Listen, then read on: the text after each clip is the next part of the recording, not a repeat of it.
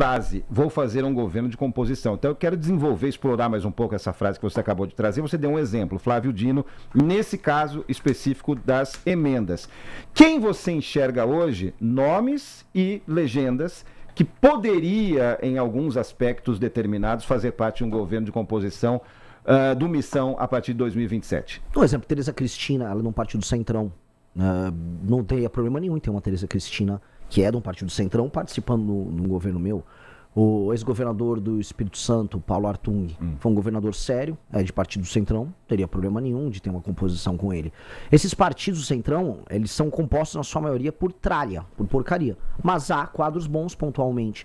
Eu toparia, você quer participar comigo, PP, partido do Ciro Nogueira? Só não quero o Ciro Nogueira, por favor. Agora, tem alguém interessante aí? Me dá, não tem problema nenhum. A composição terá que ser feita, infelizmente. Ela é condicionada ao quê? O programa é nosso. Porque o que nos elegeu foi o programa. Então eles vão executar o meu programa, que é o programa que venceu nas urnas. 2, vai tocar o meu programa? Tá, não haverá negócio, não haverá porteira fechada pra nada. Porque a gente sabe muito bem, por exemplo, que como é que funciona esse jogo? Um cara pede um ministério e ele acha que o ministério é um feudo em que ele fará negócios. E é ali que surge a grande corrupção. O ministério, ele tem autarquias ligadas a ele vai ter empresas públicas ligadas a ele tem orçamento, ele consegue administrar eventualmente o envio de um recurso para uma área aqui, outra ali. E é ali que vai rolando a roubalheira. Não vai rolar. As empresas públicas, as autarquias, as políticas públicas, elas vão ser tocadas por técnicos nossos, e o partido que vai compor, ele vai compor aquele governo baseado na ideia de que ele vai ter o lucro político conosco. Só isso. Ponto. Queria aproveitar que o senhor falou sobre segurança pública ou insegurança. Há uma expectativa de que o nome para vice venha, né, de alguém mais combativo nesse sentido? Já tem alguma definição? Depois eu queria me aprofundar um pouco mais nas propostas em relação à segurança, ao combate às facções também. Olha, tem umas ideias nessa linha, sim, tá? Não sei como é que você soube. Tem umas pessoas que eu tô conversando, mas ainda não posso revelar a minha fofoca aqui. Mas são pessoas ligadas à segurança? Tem 2 pessoas muito seu importantes partido? nessa... Não posso contar. Mas teria que ser do seu partido pela lógica. Quem disse? Pela lógica da nossa conversa. Agora em terceiro tem outros partidos vindo conversar. Não sou mais tão feio no baile. Mas eu estou sozinho no baile. Mas aí já aceita, dependendo... Dependendo, eu aceito. Dependendo da qualidade da pessoa. Eu volto a falar, quando eu fiz o impeachment da Dilma Rousseff, eu tive que conversar com todo mundo. Eu não tenho problema em conversar com ninguém. O fato o Renan é antissistema, o que significa? Eu vou botar fogo, jogar lá no Palácio do Planalto, botar fogo nele? Não vou. Eu vou fazer um governo revolucionário. Eu sou um reformador. E eu fico feliz se pessoas de outros partidos aderirem ao meu projeto. O que eu vou fazer é aderir ao projeto dos outros. Virar um presidente que não tem rumo, que como todos esses últimos. Que basicamente, se for explicar qual é o tema do governo do Lula, qual é o tema do governo do Bolsonaro, ninguém sabe dizer. Não há uma linha. O nosso teria uma linha. E esses nomes são nomes mais conhecidos? Não posso entregar fofoca agora. Mas é para isso que a gente está aqui. Então aí me estrago minhas negociações. Assim, mas o que eu posso falar para vocês já que você foi a primeira a depreender, começar a deduzir isso, me convidem novamente que aí eu trago a informação no momento certo. Tá certo. Aqui no programa. Então vai ser em primeira mão aqui. Tragarei em primeira mão para vocês. Atenção, redes sociais, atenção, seus fãs estão aqui. Atenção, fãs. Meus fãs estão testemunhando. Tem alguns aí já? Não, estão todos aqui, ó. Ótimo. Pode ver. Um abraço para eles. Então, já que a gente não pode falar de nomes, vamos falar então de linha. Qual que é a linha na gaveta segurança pública da sua proposta? Imposição da lei e da ordem num país que optou pelo caos nos últimos 30 anos. Houve uma opção política do Brasil pelo caos.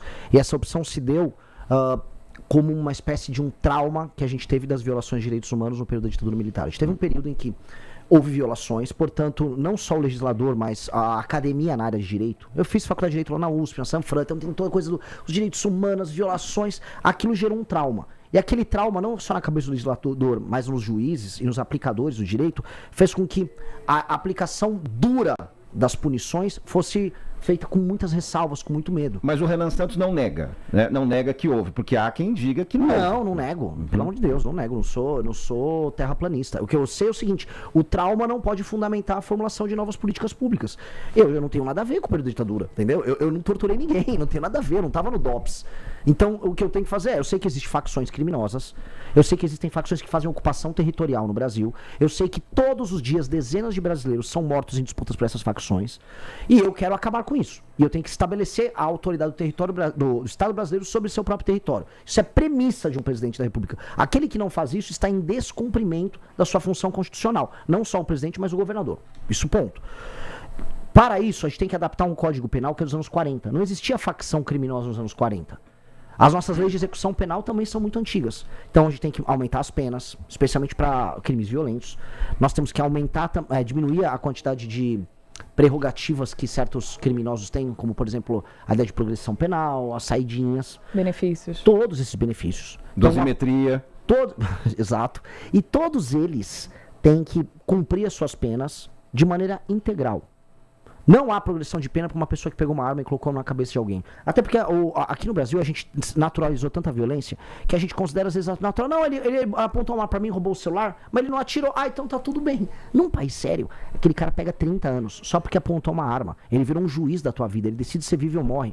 Então, aumento de penas e aplicação de um conceito que já passou até a legislação agora, similar a ele, que é a aplicação do direito penal do inimigo, que estabelece um status especial para membros de facções criminosas, qualificado como inimigo, em que certas prerrogativas deles são reduzidas, eles passam a ter presunção de culpa e não presunção de inocência, e aí o Estado pode ir para cima para destruir eles, que é o que eu quero fazer. Eu quero em 1 ano eliminar as ocupações territoriais no Brasil. Ocupação territorial no Brasil, o presidente da República tem que derrubar em 1 ano. Não pode existir bairro ou cidade no Brasil tomada por facção. Morro, comunidade. Porto Santos, fronteira. Para isso o senhor precisaria da colaboração de governadores, prefeitos. Mas a beleza de ser presidente é assim, se ele não quiser colaborar, eu boto um estado de defesa no estado dele e eu faço com a polícia. Que é o meu problema com o governador do Ceará, que me processou.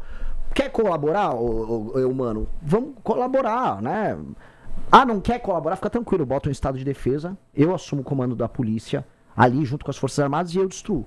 Eu vou fazer em colaboração. Quem não quiser colaborar, aí eu faço em colaboração. Agora, eu queria entrar em um ponto específico da violência, já que o senhor disse que está enfrentando uma certa dificuldade ou estava com o público feminino, eu queria saber se o senhor vai conseguir responder uma pergunta que está difícil para pré-candidatos, seja a qual cargo for, responderem de forma muito específica, que é violência contra a mulher.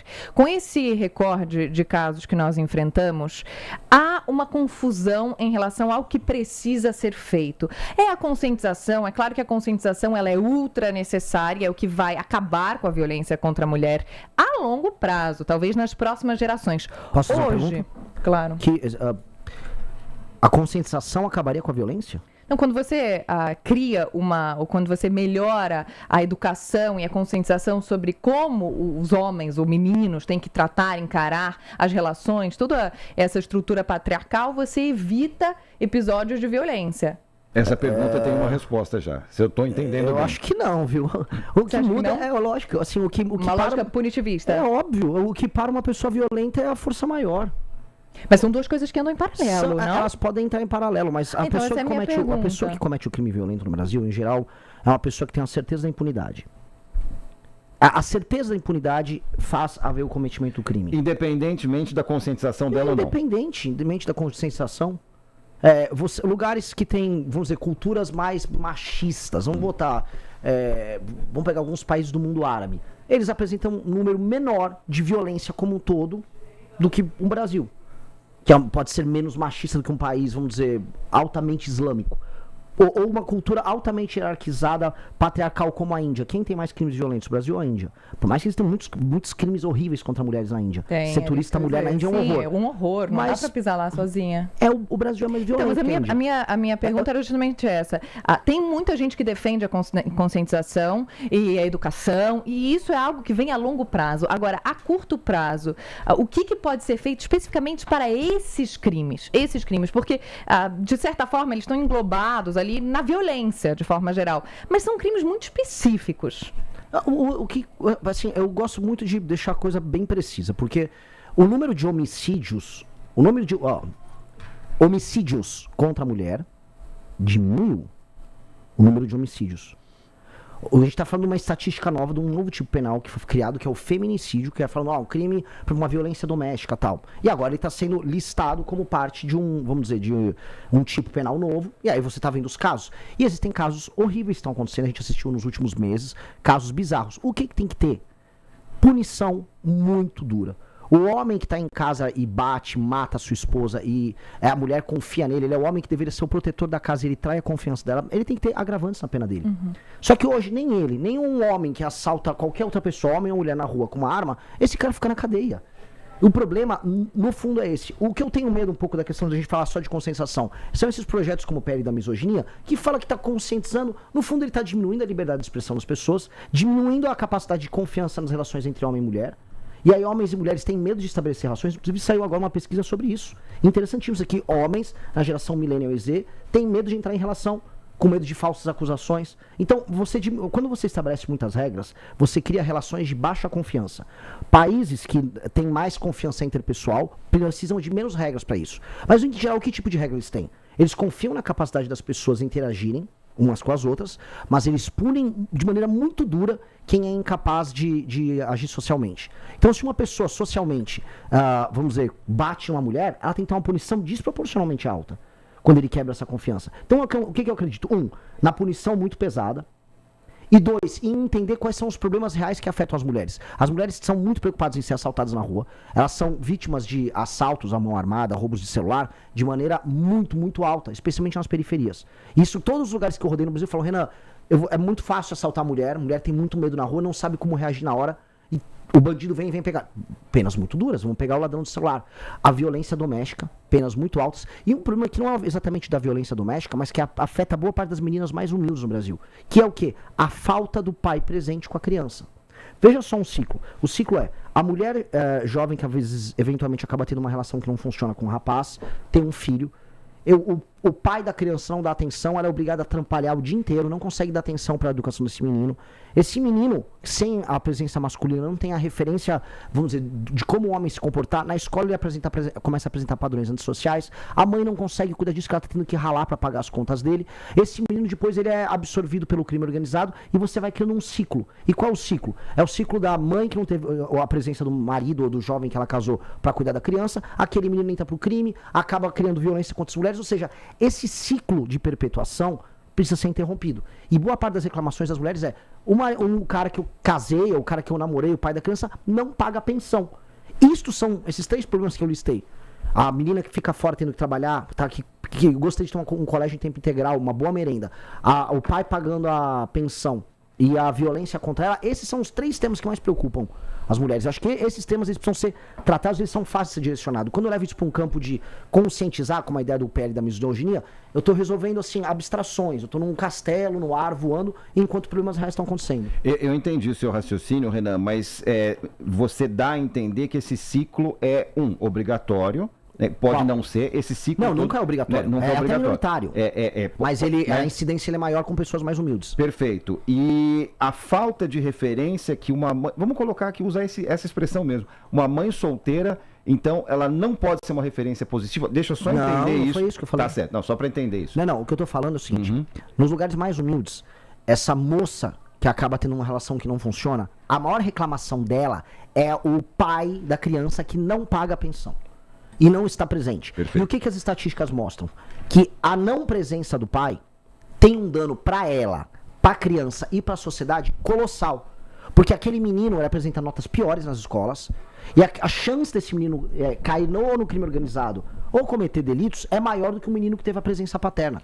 Por exemplo, portanto, o maior dano à vida dessa mulher jovem que teve uma criança, que em geral vai estar mais presente nas periferias ou nas cidades menores, é a ausência e o desinteresse masculino no filho que ele teve. E este é um problema que nós precisamos endereçar. Esse é um dos maiores problemas brasileiros, as pessoas têm vergonha de falar dele. E esse é o maior problema que atinge as mulheres no geral. Esse é um problema gigantesco, porque é uma mulher que tá ralando, tá trabalhando, tá pegando um ônibus, vai pagar as contas da criança, não conta com o suporte masculino e acaba sofrendo as consequências desse problema. Agora eu queria falar um pouco sobre esses últimos 12 anos dos seus e do MBL. O senhor já disse que o Lula voltou ao poder. depois de erros dos Bolsonaro, de família Bolsonaro, do Jair Bolsonaro, mas o MBL ajudou diretamente a construir o bolsonarismo lá atrás. Qual a sua responsabilidade nisso e o que o senhor faria diferente nesses últimos anos?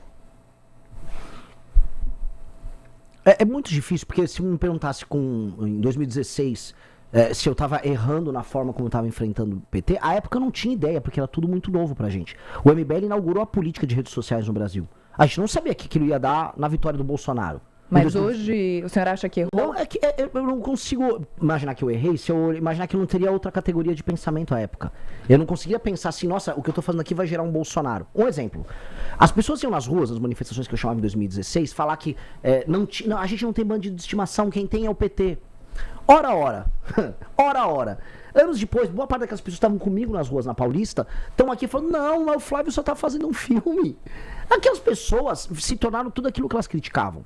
À época eu não tinha ideia de que isso fosse acontecer. Eu achei que a gente tá tendo uma revolução de cidadania. As pessoas estavam, nossa, as pessoas acordaram o problema brasileiro. Isso é genial. Eu era um bobo. Eu tinha como saber que isso ia acontecer? Não, talvez eu fui bobo. Vamos botar assim, eu fui bobo. Agora, na hora, não dava pra imaginar. As pessoas, a gente tava passando por um fenômeno que era parecido naquela época com uma Revolução Francesa, que era a Operação Lava Jato. Corta a cabeça desse político, corta daquele agora, corta. Então tava um lance de cortar cabeças. E como é que a gente saiu de um lance de corta a cabeça pra hoje mantém a cabeça mesmo quando ela precisa ser cortada? Que é o caso, por exemplo, de todos os escândalos de corrupção à direita que envolve a família Bolsonaro. Se há um escândalo, virar um eleitor bolsonarista, mas o Lula deve ter feito pior. É isso que virou. Então, realmente eu não tinha ideia. Renan, temos 34 minutos de conversa. Fica o compromisso, aliás, que você já colocou aqui, de você voltar, porque faltou falar de um monte de coisa, planos econômicos, como é que vai ser o seu governo. Avisa lá a sua turma das redes sociais, então, que você vai voltar aqui. Aliás, por falar em redes sociais, a íntegra dessa entrevista vai estar daqui a pouquinho no YouTube, os cortes nas nossas redes sociais também, e fica aqui o agradecimento pela sua visita aqui, Renan Santos. E também o reforço da sua promessa. Nome de vice será aqui, pode ser em off, a gente pode ir conversando até lá. A gente no corredor, aqui no café. Exatamente, mas será aqui na TMC. Muito obrigada, agora espaço para as suas considerações finais. Apenas agradecer, foi muito legal o bate-papo e, por favor, me convidem mais. Eu adoro a região que a TMC está instalada. Tenho boas aventuras, boas diversões quando era mais novo. Meus pós-balada na padaria lá, Dona Deola ali. Tá certo. Muito bom. Então, obrigado a todos que estão nos assistindo e me conheçam nas redes sociais, Renan Santos MBL. Valeu, muito obrigado, hein? Até a próxima.